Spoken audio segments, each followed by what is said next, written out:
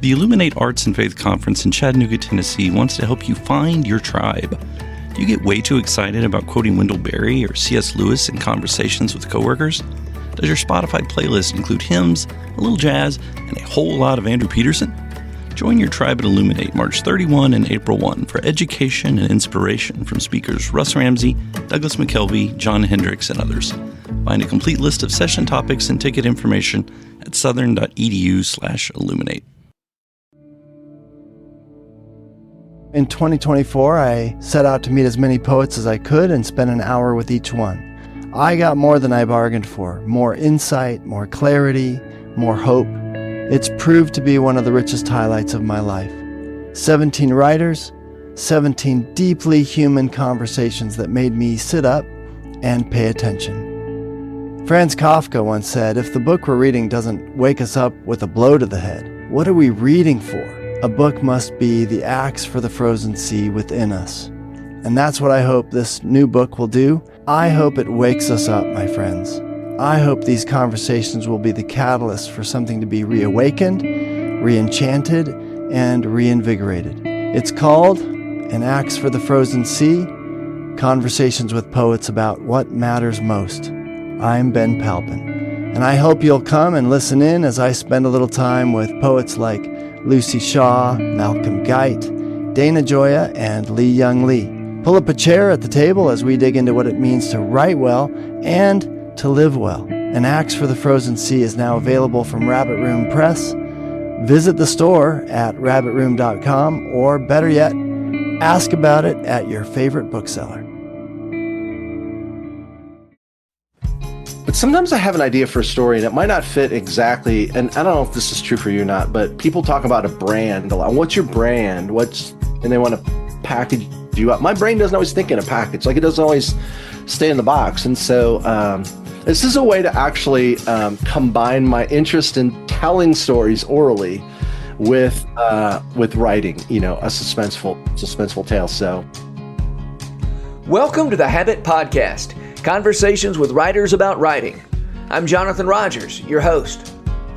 Stephen James has written and published something like 20 books in the last couple of decades. Most of his novels have been thrillers, but with his new novel, Rift, he's doing something completely new, young adult Appalachian folktale horror. Stephen has lived in the southern Appalachians since the 1990s.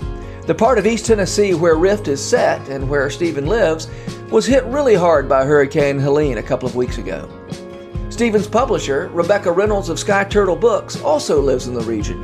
She's putting together a project to collect old stories from Appalachia, creating an anthology that can be used to raise funds for the area. Rebecca needs help finding the storytellers and their stories. Stick around after my interview with Stephen James to hear a second short conversation with Rebecca to hear how you can help with the Old Stories Project. Stephen James, so glad to have you on the Habit Podcast. it is good to be here. It's I can't believe that we haven't seen each other and connected up in a number of years, but it's really nice to see your face again. Yeah, well, this is great. Okay, so you are in East Tennessee. I mean, we're recording this just right after Hurricane Helene. Tell me about how are things in your town and the area? I mean, the town I live in didn't get hit as hard as Asheville or some of the other towns, Irwin, Tennessee, and so on. But really, just down the road from where I live, I mean, you have literally tens of thousands of people without power, without internet, without food or water, and possibly for months. So it's probably one of the biggest natural disasters the country's ever had, and I don't know that it's really getting the sort of news. I don't know that it's in the news cycle as much as it probably could be, relating to the devastation that really has been wrecked all throughout the mountains. Yeah. And so your new book, Rift, is set in that world.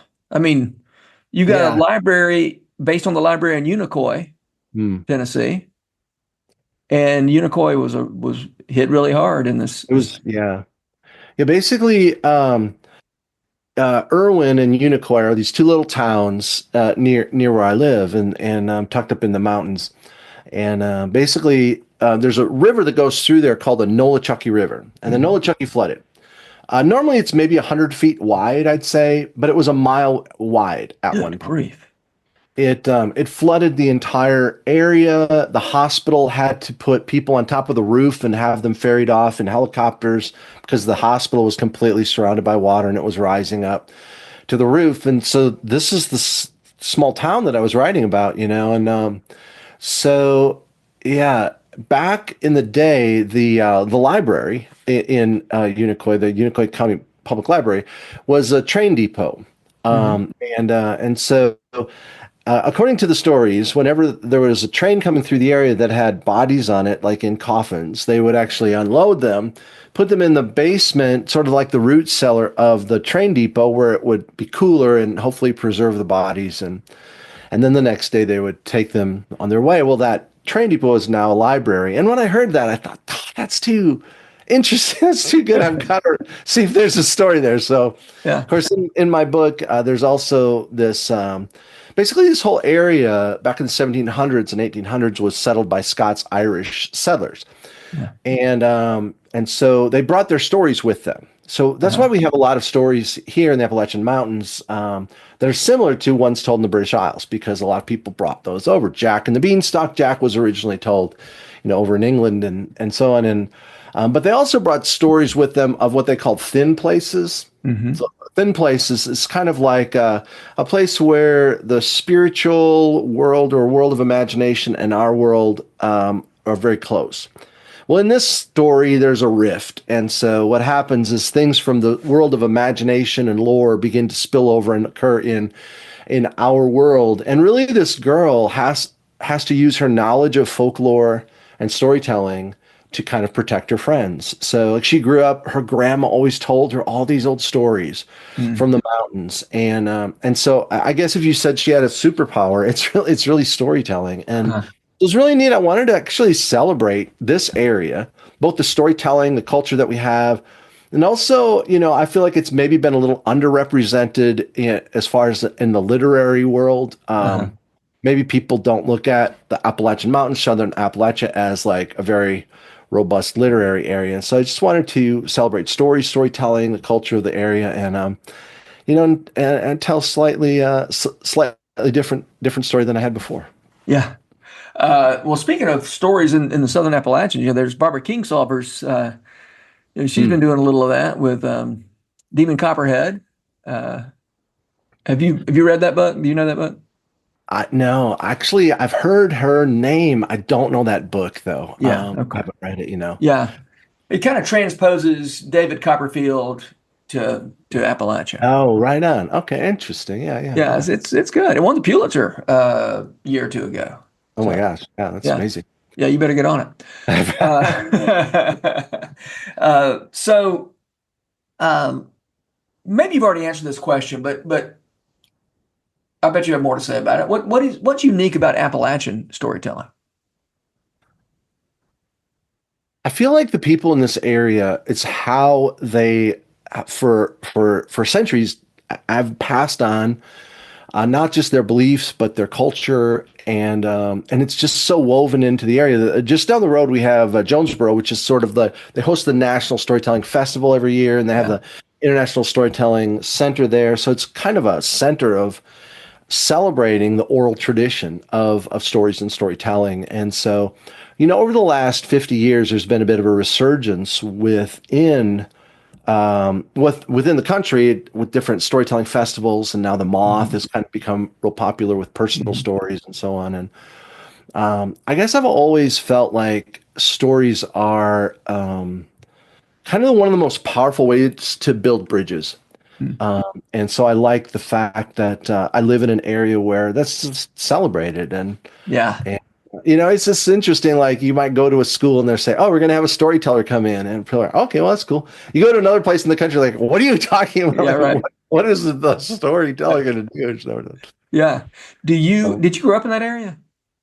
No, I actually grew up in Wisconsin, and here I've been here since '95 now. So, wow. Okay, It's you've been home. there. Yeah, I've been here a What's minute. that? That's you closing in on 30 years.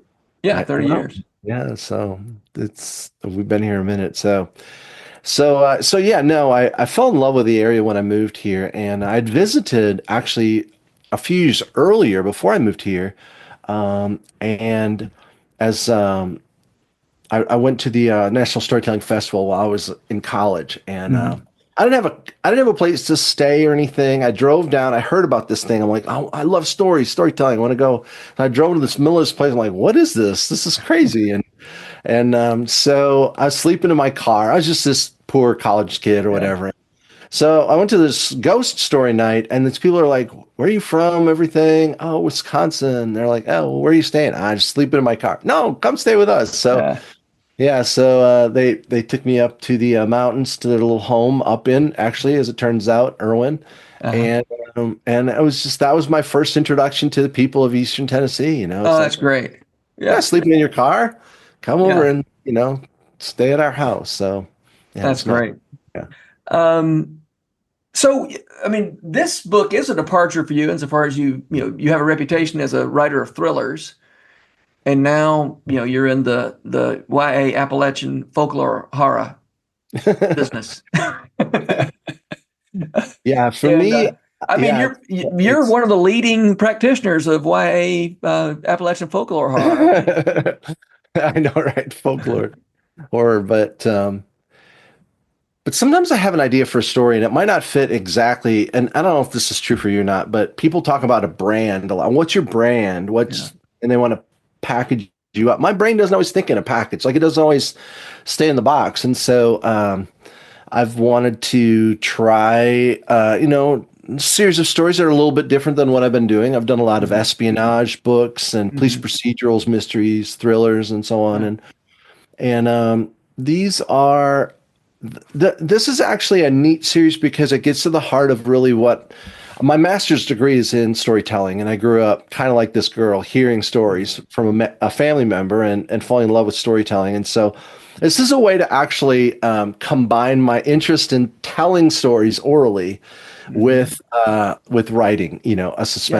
suspenseful tale. So, and I really haven't seen anyone else do anything like this, where they have this combination of elements from folklore within, I guess, within a YA story. There might be something out there Yeah. that's doing it, I but think it's a Daniel little. Nair is doing that some with his Everything Sad is Untrue, with Hmm, some Persian folklore hmm. that plays a role in the, of course, that's semi-autobiographical. It's sort of about a boy who engages a boy who, is Daniel, basically, engaging with the folklore of his homeland, Yeah, there even you though he lives in go. Oklahoma. So, yeah, so it's a great idea. I love and I love that idea of a rift or a thin place that, I Hmm. guess, a thin place that got a little too thin. You Yeah, know? ripped open, I know. And there's a reason I think that it did. It has to do with some events that occurred there in the library, within the realm of my story, at least. Uh-huh. But Scott's Irish stories, thin places, the Appalachian Mountains, it all seemed like a very, very natural fit and an angle that I really hadn't seen too much. Yeah, I love it. You It's know. such a great idea, and you think about the ways, for instance, that the music of that area Yeah, yeah. is influenced by Irish Mhm. music, and listen to Thistle and Shamrock. We used to have the Thistle and Shamrock show come on right before the Bluegrass show on the Nashville radio Oh station, yeah, and yeah, yeah, and sometimes I wouldn't know which show I was listening to because there was so much overlap, yeah, between uh, those two kinds. And I know bluegrass isn't East Nashville, East Tennessee, but it's yeah, yeah. that kind of that neighborhood of music. Yeah, the actually country music was they kind of call the home of country music is Bristol, which is just down the Uh-huh. road, Yeah. from here. And so just the idea that people have passed on their stories, their Uh-huh. songs, and a lot of people do play, traditional instruments.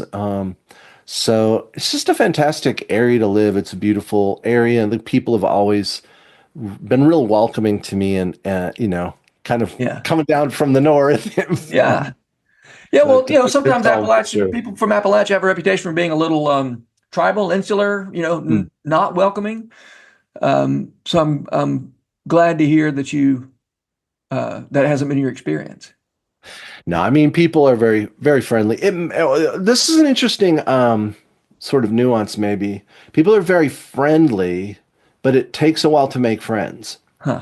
So, so people would say, "Oh, you should come over for a barbecue or come over and whatever and say hi." And it doesn't always happen right away. So maybe it takes a little longer to actually develop deep friendships. But people are very cordial. To me, they've always been that way. Yeah. Mm-hmm. Yeah. You may just be describing what it's like to be an adult. Well, there you go. I had a friend. Would you be my friend, Jonathan? Would you be my friend? Sure. Let's come over for a barbecue one of these days. Let's go have a barbecue. No, I had a friend say the exact same thing about Nashville. People are very friendly, but it's hard to make friends. Oh, that's interesting. Yeah, maybe Southern thing, Yeah. Southern thing. Stephen, I want to hear about your protagonist. What's her name?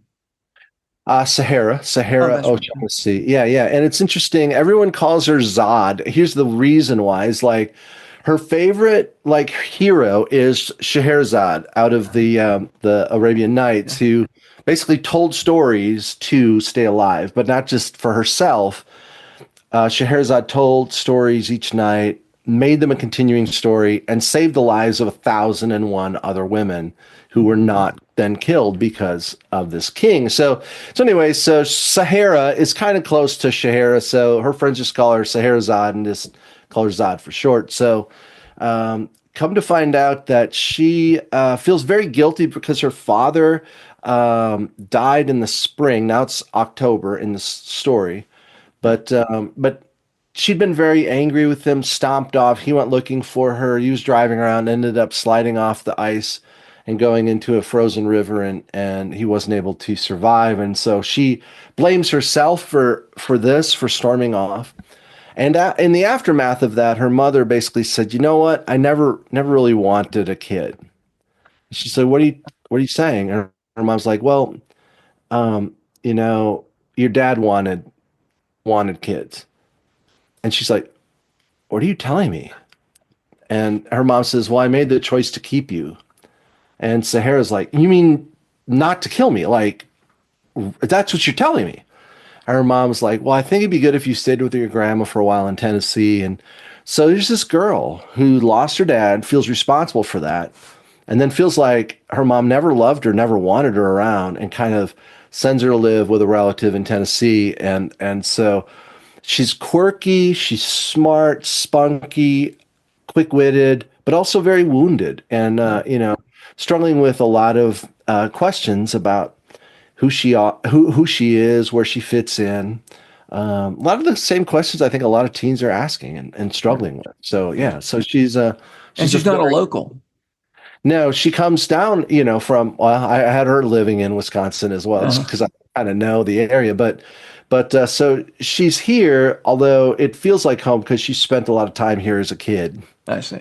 Listening That's to why she knows the stories. Grandma tell stories, Yeah. So. Yeah. Yeah. Okay. I know this is a left turn, but I'm always curious to talk to people. I've never actually had the chance to talk to somebody who writes police procedurals. What do you want to know? How do you know what to do in a police procedural besides what I already know from watching TV? Well, I did so much research. I wrote 11 books in something called the Bowers Files, 11 police procedural thrillers, psychological suspense novels. And so over the course of writing those, I mean, I probably read enough to get a degree in criminology. But I did ride-alongs with detectives and police officers. I toured the FBI Academy twice and worked with the FBI on their public affairs office and some of the materials that I included. Toured the Pentagon a few times and military bases. Met with DEA agents, or former FBI agents, and just really picked their brains. And most people like to talk about the stuff they're passionate about. A lot of people do. And so if you're able to reach out to someone and say, hey, you know what, here's who I am, here's what I'm working on, and you're an expert, and I'd love to just, pick your brain and go out for lunch or whatever it is. And, most people are pretty interested in doing that. And so there's so many things that, a lot of television shows don't exactly do right. So, Yeah, right. So a lot of them are a lot of cops and FBI and so on, law enforcement. People are not so thrilled. They don't watch a lot. Almost none of them watch any of those shows because they're not realistic. Interesting. So, my goal was really to write the series that was authentic. So that obviously it's fictional, but I wanted it to be stuff where the people who would be experts in that area would read it and say, oh yeah, I can buy that. Maybe the best compliment I ever got in one of my books is a gentleman wrote to me, said, I've been a detective for 17 years. And when I read your books, I feel like I'm at a crime scene again. To me, that was like the best, because that's what I'm trying to accomplish. So it was a bit of work, but I enjoyed it. I met a lot of amazing people doing research for those stories. Well, what about espionage books? Are there people aren't giving you tours of the CIA, are they? Well, not the CIA, no. I did, like I said, I did get to tour the Pentagon, and I was able to chat with some people for Broker of Lies and Fatal Domain, my last two espionage books. But I mean, there are people who are experts in things. They can't tell you everything, but they can tell you if you did something that's ridiculous or wrong. Right. So like if I'm like, hey, could you look at this scene? I mean, no, you would never say this. Okay, well, that's fine. I mean, they can't really say what you could say necessarily. But, I've had some of those conversations where I've had some people look at some stuff and they just shake their head and I was like, what? And even just the kind of the caliber of let's say the caliber of bullet or something that would hit someone's shoulder. And like I chose something. I showed it to somebody, he's like, that would literally blow his arm off. It's like I didn't know that. He's like, you can't have him get shot. Because I'm like, he gets shot in the shoulder and then he goes back. It's like he's missing his arm. And he go back and fight someone, it's like, well, yeah, I better fix that. Because, gun people are going to be like, you're an idiot. I get those emails sometimes too, still. You try your best. But. Yeah, right. Yeah, I'm always surprised at how often in books people just call any long gun a shotgun, and I don't know that much about guns myself, but I do know that not all long guns are shotguns. True. By the way, I've been reading and also watching Slow Horses. Speaking of espionage, I haven't seen that. No, Slow Horses. It's about the MI5 or I get my MI5 and MI6 mixed up, but British sure, espionage. It's the kind of losers from the people who have messed up and they're trying to sort of make them so miserable they leave. They get sent to this place called Slough House. The spies who aren't they might not be good at their job, or they may just have made some big mistake, and so it's the kind of the loser spies who, as you can imagine, end up saving the day anyway, even though they're supposedly losers. It's a lot of fun. That's fun. Yeah, I need to check that out. Yeah, yeah. Gary Oldman is the star of that show. So, okay. So tell me about. I'm also going to get Rebecca Reynholds to record a little thing about this, but talk to me a little bit about Sky Turtle Press is your publisher for this. For this book, for Rift, and they've decided, and you've agreed to use some of the resources that would have gone toward promoting your book to go toward this project called Old Stories. Is that what we're calling this project? Yeah, I think it's. I think they're still nailing down the title, but I think it's the Old Story or the Old Stories. Yeah, and the idea is to collect stories from people in this region.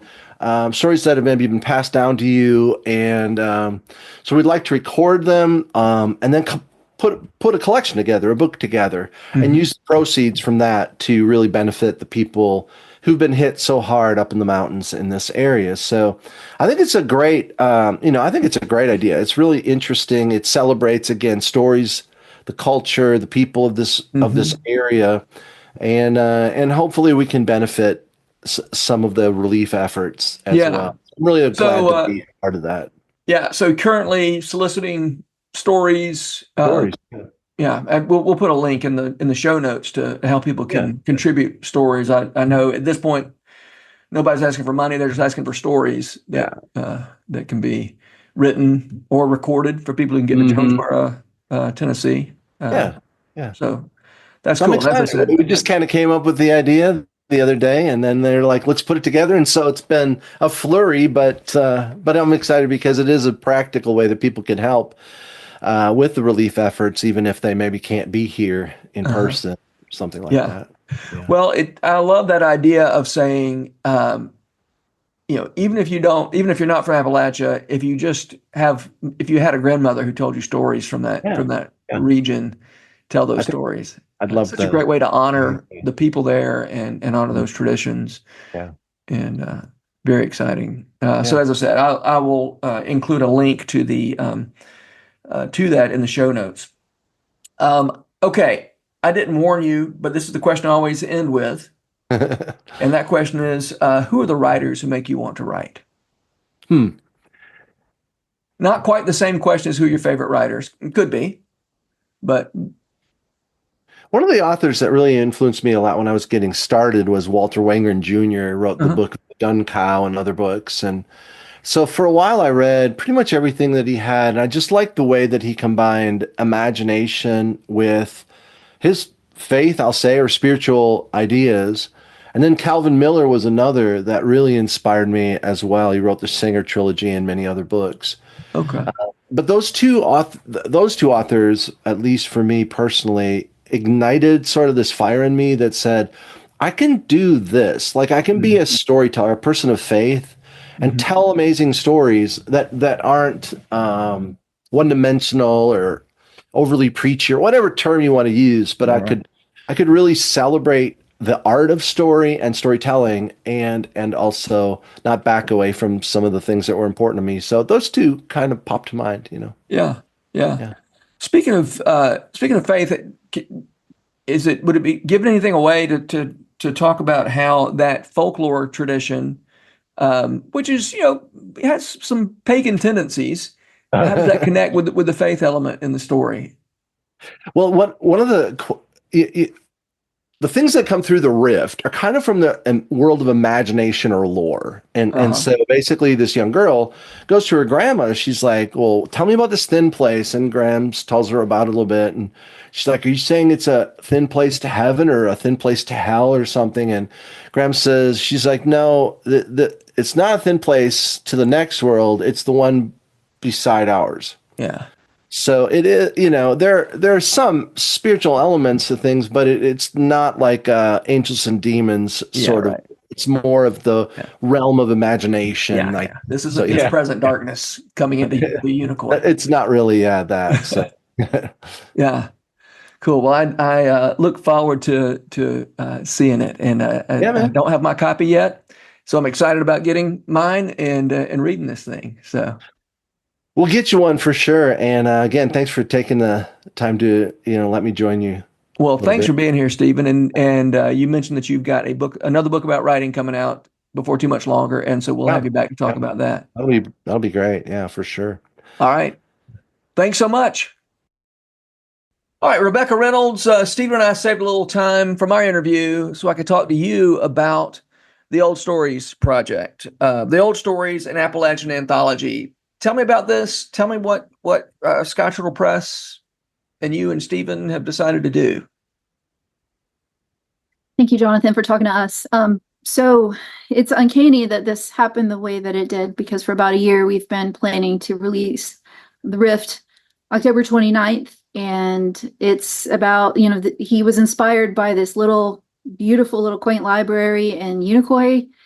And it's an old train station. Looks like something straight out of, if you combine Harry Potter with Mitford, that would be the Unicoi Library. It's just stories are alive in this library. They have a library cat, and it's wonderful. And little did we know that this would be hitting right after this massive hurricane that's impacted Unicoi and so many surrounding counties. So we have been trying to think of a way to use the energy that we would put into Rift to help our community. And this is sort of what came out of that. Well, tell me what the project is. So we are attempting to find people in Appalachia who are bearers of the old stories of the region. And these can either be folk tales or old family stories or funny stories or jack tales or any of those genres that people circulate in, ghost stories. And we're asking them to share those with us and either have their grandparents talk to us if they have an older person in their family or some old family friend, or they can tell us if those people have passed on. We just like to do a collection and then organize them and then create an anthology that we could use to raise money to help give back to the community. Yeah. So when you say collect stories, is there an audio component and a written component, or what's the audio side of this? Right. So right now what we're doing is we're going to have two different venues. The main one will be, we figure most people, especially with people being displaced and a lot of chaos going on, most people may just want to maybe listen to their grandparent, write it down, and send it to us by email. But we're also going to have a day in probably Jonesboro, which is the oldest town in Tennessee. And we're going to get a place there downtown and have a videographer come and video some of the stories being told, if we can find some people who are interested in sharing their stories on video. And that way people will be able to see the art of storytelling as well as read about it. Okay, so that's not an event. That's just a kind of what's the NPR thing they do? The story, you know what I'm talking about? The little booth? We're going to invite people to come and probably schedule them and and if we can make that happen. Okay. And so we're not inviting people to come listen to old timers tell stories. We could do that. A lot of this is very new. So right now we're just seeing what comes in, and then some of it will form as we kind of note interest. And if a lot of people want to come to something like that, and if the roads are clear enough by then we could have more of a public forum. But right now, at least we're going to have a videographer so we can share them that way. Gotcha. Great. What a great place to collect stories. Jonesboro, Tennessee, where the what is this? The National Storytelling Conference or whatever it's called happens. And you and Stephen both have a background in oral storytelling. Yep, we both graduated from East Tennessee State University with a master's degree in storytelling, which I joke about, like it's like having a PhD in Plato, but it's actually not Plato, but Play-Doh. Oh, that kind of Play-Doh, yeah. But actually, I was going to go for literature because that was always been my love, and found out that this was a specialty of this region. And I thought, well, I can have a lot to learn about how stories work by learning something that's sort of adjacent to what I've always done, which was read. And it was really eye-opening to learn and to come to respect just the long legacy. Most of human history, people have told stories orally. Writing is just so new, and different things happen. They've done studies with what happens when you're listening to a story, and sort of the hypnotic, it's very similar to what happens in hypnosis. And you can listen to someone like J. O'Callaghan tell a story for an hour. And I've had this happen before at Jonesboro, listening to this epic tale. And then you forget that you're sitting there, and all of a sudden a train, because this train runs straight through Jonesboro, will blow its horn, and you're, oh, I'm sitting here. Like I'm not, in Pittsburgh in 1930, like it's I'm right here right now. So it's humbling and beautiful to recognize that just how much of story is living inside of a person, in their voice, in their soul, kind of the in the moment sharing of a story. Yeah. So okay, so people who want to contribute stories, who know people who could contribute stories, I am going to put a link in the show notes, also in the Tuesday letter next week. But is there an easy URL, or I just need to give them a link? They can write to me at info@skyturtlepress.com. Okay. Very simple, info@skyturtlepress.com. All right. And if they're older, if they're younger and they just remember stories from a grandparent, I hope that they won't be shy about reaching out, because one of the beautiful things that happens in oral storytelling is that, the seed of, and Stephen writes about this in his book Rift, because his book is about a young storyteller who has learned from her grandmother. And as the stories go into this young girl, she shares them, and they, like, her life impressions and her personality and her experiences and her pain enter into that story. And so it comes out of her more alive than something that she would just recite. Mm-hmm. And so, especially with what people have gone through right now with the trauma of the hurricane, how those stories sit in you matter, and how they come out matter. And it doesn't have to be exactly as they were told by their grandparents, because their grandparents probably heard it from someone else and it changed. And this fluid, organic building of a tale is the beauty of oral storytelling. So don't be shy. Just come share what you have, and we will value it. Right. So, well, Rebecca, I hope this you get a lot of stories, and hope you raise a lot of money through this project. But one thing we were talking about before we started recording was the value of the stories themselves, not just because you're going to raise money by putting together an anthology, which may or may not. I mean, who knows how much money that's going to raise, and it may be a while before that even happens. Right. Why now? Why? What are the value? What is the value of that storytelling? Yeah. In such a time as this? That's a good question. We hope that this comes to fruition. We hope that lots of people will write, lots of people will share stories, but we really don't know what's going to happen. We're hoping that we will collect for like 6 months, because of course recovery is a big thing. We're going to still have needs a year from now. So that is a long-term benefit of this project.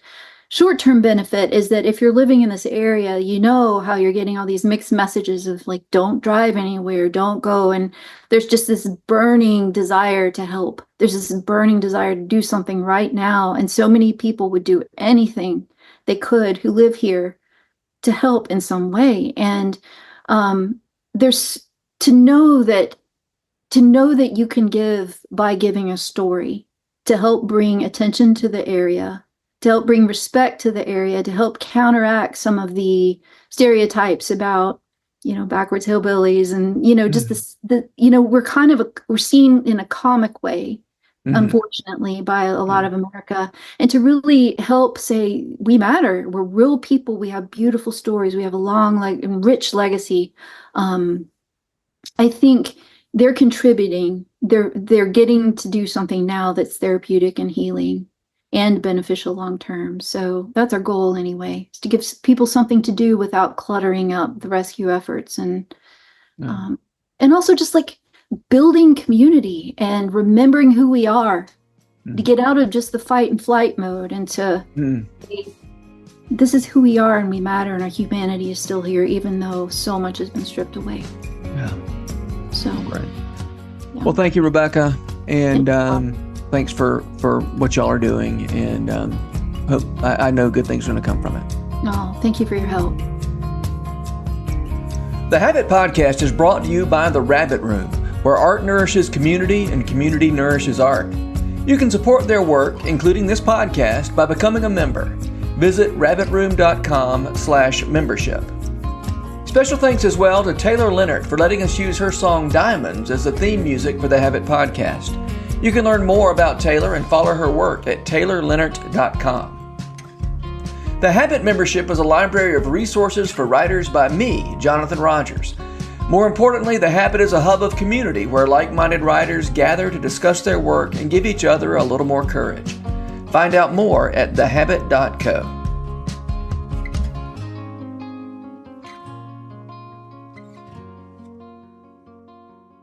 If you've enjoyed this podcast episode, consider joining the Rabbit Room membership. Your membership helps sustain this community, funding everything from publishing and podcasts and theater productions to events and programs that support artists who create with a Christ-centered vision. We'd love to have you on board. Learn more at rabbitroom.com/member.